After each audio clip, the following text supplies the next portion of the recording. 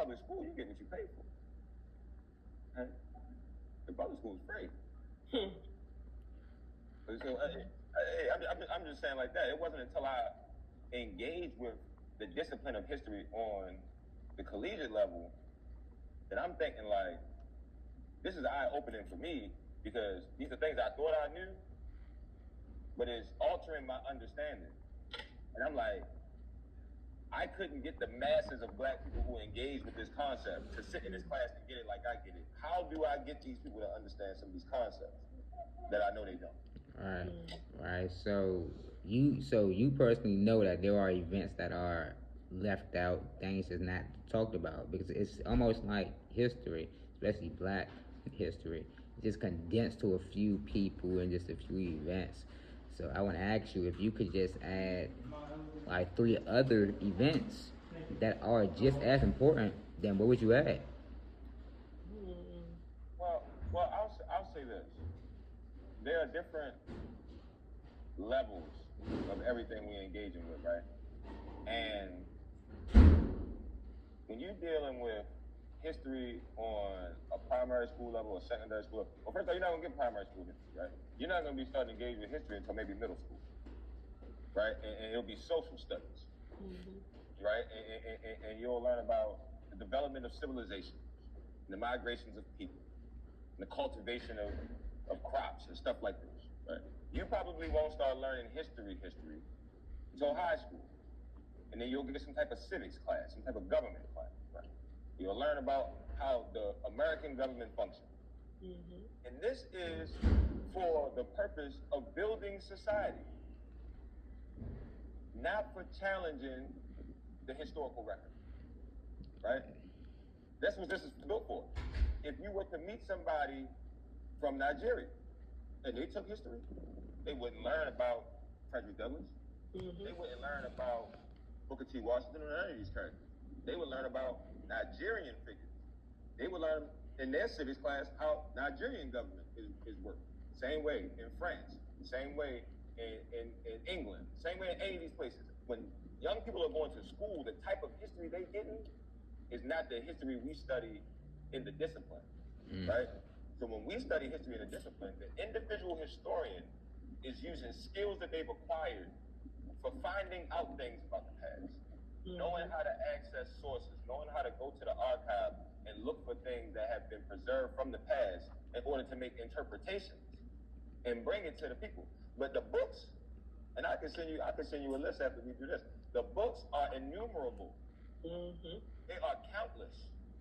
It's just like the internet. It's all out there. It's just all about what you go in there and chose to look for. Right. So the book is definitely out there. So when people say the things that are left out of the history, they're often talking about the history that they were given to them in education during their formative years. But the discipline of history is talking about stuff you wouldn't even imagine, brother. I'm talking about the discipline of history is going there. Wow. Yeah, because I mean, things aren't really hidden. You're just not looking for it. Facts. But Mr. Alexis, like, you have any points that you want to add?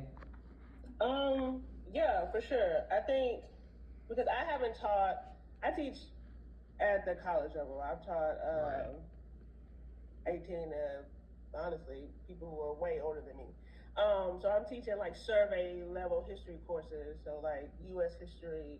I teach 20th century history, and one of the I don't know if there's like more events that people need to know about. I think we should, I want to say move away from events, but making connections between these events. And that's really what we do. One of the things we do as historians is context. Everything needs context that you put it in. Nothing is happening in a vacuum.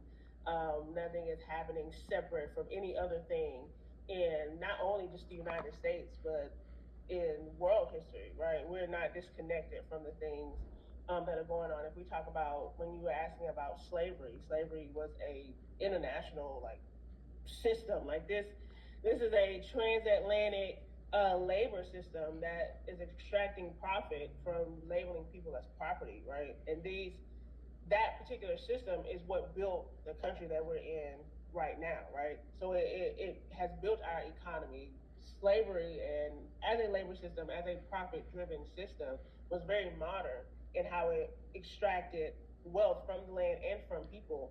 But when you don't, like for instance, a lot of people look at the effective when it comes to slavery. They look at how it felt, which is important. They look at how people were particularly dehumanized, but one of the biggest aspects of that is looking at how it has developed economies across the world. When we see this industrial revolution in Britain and eventually we see an industrial revolution in the United States, that's all based in slavery, right? It's not based in any people building up these corporations. It is all based in slavery. The Civil War, we know about the Civil War. That's a big event in history. And it's very simplistic to say that the Civil War was about slavery. It absolutely was. But the Civil War was also about agricultural capitalism versus industrial capitalism. It was about which one would win out. Industrialists did not want slavery to expand, not because they felt some moral obligation to black people, because it would mess with the money that they were trying to make if slavery would continue and to expand in some other place, right? And people in the South wanted slavery to expand outside of the United States, but across the United States as well because of its profit. They weren't looking at black people as people, you know what I'm saying? So it's like understanding, making the connections. I'm taking a slavery and capitalism class. These people say follow the money, and following the money is one aspect of history that can draw connections between things that seem disparate, but is actually connected through money and how people are maneuvering through these particular events that we know about. So I would say like it's not, especially with like historical figures or events we know about, like the Civil Rights Movement, like the Black Power movement. Those are things that black people really hold on to. And it's like when you make connections between these things rather than like divide them up into these particular periods that have no similarities or that aren't connected, when we can actually make connections between these events and these people and show their similarities and also their differences, we see a history obviously that isn't one that fits into the nationalist type of history that we're taught. That I think Smooth is alluding to, is that you get this history that is curated for you to fit into a nationalist understanding of your position in society. So if you're getting an American history that's only meant to show you American as a progressive nation, you will not get any of the actual, well, I won't say actual events, but you won't have any of the ideas of how the country is actually progressing. It's moving forward and progressing for some people, but not for most. So it's like actually looking at history as it's connected to each other and putting pieces together, I think is what we do as historians and what more people should engage in when they're looking at these events. Like what else was happening? Who else was involved? Rather than names that they've already heard of or events they already know about. Right. Go back to what Anthony had said about the politics of education. I never really heard too much about that. And it's something that like I'm interested in hearing about. So do you mind just expanding on it just a bit more? Well, education for a long time in this country didn't exist formally after primary school, right? You gotta think, 19th century, talking about the 1800s, really, 20th century. Mm-hmm. You might just get in an industrial society before a child labor law, man. You might go to school, primary school, learn how to read, do your simple math, then you work in somebody's factory. Mm-hmm. You understand? Like during the early part of the 20th century, child labor laws didn't exist, man. Right. And people were so poor that everybody packed in the house going to work. Everybody going to work. You know? So it's not until after the progressive era that the formation of public schools, the way we understand them, right, start to come about. They're still segregated, mm-hmm. right? The first attempts to educate black people by the government would have happened during Reconstruction, right? And these schools were literally just doing the basics for people who were excluded from getting the basics. Mm-hmm. You know? Since enslavement, it was illegal for black people to read in most states. So now just teaching them to read, like this, installing these schools for the newly freed enslaved population was literally just trying to catch them up to speed with where everybody was at. This is not an advancement thing. When we think about school, we can't think about how we think about school now. Like you go to school for betterment and advancement. These people were getting the most basic. You understand what I'm saying? To this day, even the average person walking around with fifth grade literacy. Wow. Yeah. So back in the 19th century. Right. Right? So now when we start to talk about the development of schools as we know them, there is no federal system of schools. Like I told you, it varies from state to state. That's this way to this day. Yeah. Right? We have private versus public. Right? There's countries that's ran by the government. I mean, there's countries that the college is ran by the government. And if you are a certain grade and you got certain scores, a certain aptitude, you just go to college. Mm-hmm. You don't have to pay for this college or nothing. Here, college is like a fast food restaurant. You pick the one you can afford and you like, and you can pay to go there. Yep. It's a business when it comes to the collegiate level. But when we're talking about the public school level, you're either getting private school education or you're getting free education. Mm-hmm. Right? If you're getting a free education, it's going to run by a state-based curriculum. And that curriculum varies from where you are. And I'll give you an example. We grew up on the East. Did you grow up on the East Coast, Brother Rashad? Yeah. In Maryland. All right, cool. So you probably get a lot of Revolutionary War history growing up. Right. A lot of 13 colonies. Right. War 1812, Francis Scott Key, writing the Star Spangled Banner and all that. If you grew up on the West Coast in California, you wouldn't have gotten that. Mm-hmm. You would have gotten history about the Spanish missions. Because that's what's going on in the western part of this country that was founded by the Spanish.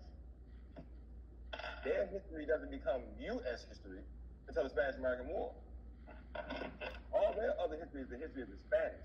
Where the 13 colonies, all our history is the history of the English. Mm-hmm. Right? So public school varies based on. I remember I met this young lady in college from California, and she was like, I never heard so much about Francis Scott Key and the Star Spangled Banner until I came over here. Mm-hmm. And I told her I never heard so much about the Spanish missions.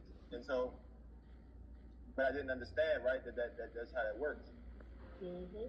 For a long time, you had to have an accreditation, right, to give out a high school diploma. Elaborate. High school was a very high level of school completion for a long time.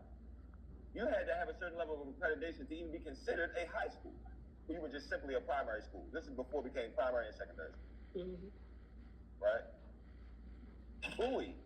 That's why it's HBCUs, historically black colleges and universities. Many of these historically black universities became universities very recently. They were colleges for a long time. And it took them a long time to even be recognized as colleges. A lot of them started as high schools. Right? So this concept of school is a thing that changes over time, and it has political implications. But what makes it a high school versus a college? What makes it a college versus a university? Right? Yeah. Right. Mm-hmm. So these are all political things. What's up, Mr. Lexi? You say political. I want to add to that. What we talked about before is that the education system was mostly reserved for the elite, right?